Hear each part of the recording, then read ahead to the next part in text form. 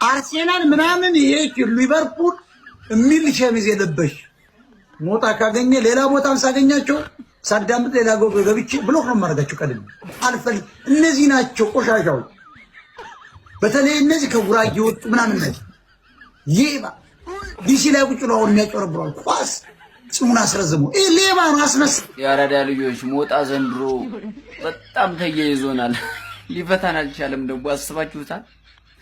ብታልፈንስ እኛን እንኳን ዘንድሮ ሊቨርፑል አሁን የሚነገር ነው እንደዚህ የሚወቀስ ነው። አንቱ የሚባልን ክለብ አሁን በዚህ ሰዓት ሊቨርፑልን ችግር ባልነበረ ሰዓት ተወቅሰናለህ።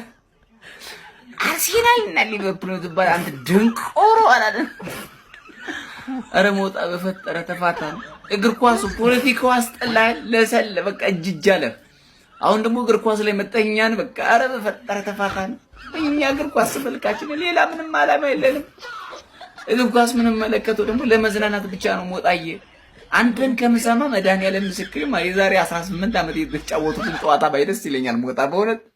ምክንያቱም እኛ ወጣቶች ነን።